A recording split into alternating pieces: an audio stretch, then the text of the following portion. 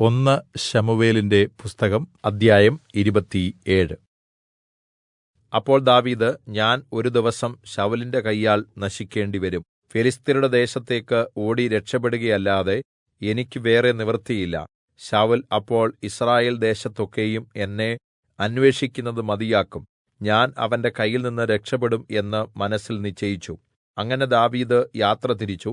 അവനും കൂടെയുള്ള 600 പേരും ഗത്ത് രാജാവായ മാവോക്കിന്റെ മകൻ ആഖീശിന്റെ അടുക്കൽ ചെന്നു. യിസ്രായേൽക്കാരത്തിയായ അഹീനോവം നാബാലിന്റെ ഭാര്യയായിരുന്ന അബീഗയിൽ എന്ന 2 ഭാര്യമാരുമായി ദാവീദ് കുടുംബസഹിതം അവന്റെ എല്ലാ ആളുകളും ഗത്തിൽ ആഖീശിന്റെ അടുക്കൽ താമസിച്ചു. ദാവീദ് ഗത്തിലേക്ക് ഓടിപ്പോയി എന്ന് ശൌലിന് അറിവ് കിട്ടി. അവൻ പിന്നെ അവനെ അന്വേഷിച്ചതുമില്ല. ദാവീദ് ആഖീശിനോട്, നിനക്ക് എന്നോട് കൃപയുണ്ടെങ്കിൽ നാട്ടിൻപുറത്ത് എനിക്കൊരു സ്ഥലം കല്പിച്ചു തരേണം. അവിടെ ഞാൻ താമസിച്ചുകൊള്ളാം.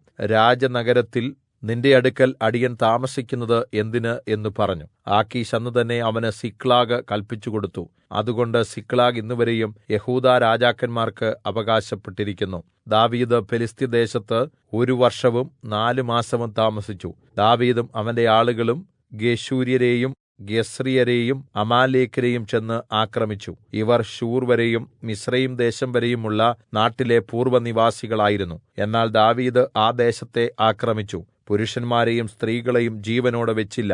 ആടുമാടുകൾ, കഴുതകൾ, ഒട്ടകങ്ങൾ, വസ്ത്രങ്ങൾ എന്നിവയൊക്കെയും അപഹരിച്ച് ആഖീശിന്റെ അടുക്കൽ മടങ്ങിവന്നു. നിങ്ങൾ ഇന്ന് എവിടെയാണ് പോയി ആക്രമിച്ചത് എന്ന് ആഖീശ് ചോദിച്ചതിന്, യെഹൂദയ്ക്ക് തെക്കും യെരഹ്മേല്യർക്ക് തെക്കും കേന്യർക്ക് തെക്കും എന്ന് ദാവീദ് പറഞ്ഞു. ദാവീദ് ഇങ്ങനെയൊക്കെയും ചെയ്തു. ഫെലിസ്ത്യരുടെ ദേശത്ത് താമസിച്ച കാലമെല്ലാം അവൻ ഇങ്ങനെയായിരുന്നു എന്ന് വിവരം ഗത്തിൽ അറിയിക്കാതിരിക്കാൻ ദാവീദ് പുരുഷനാകട്ടെ സ്ത്രീയാകട്ടെ ജീവനോടെ വെച്ചില്ല.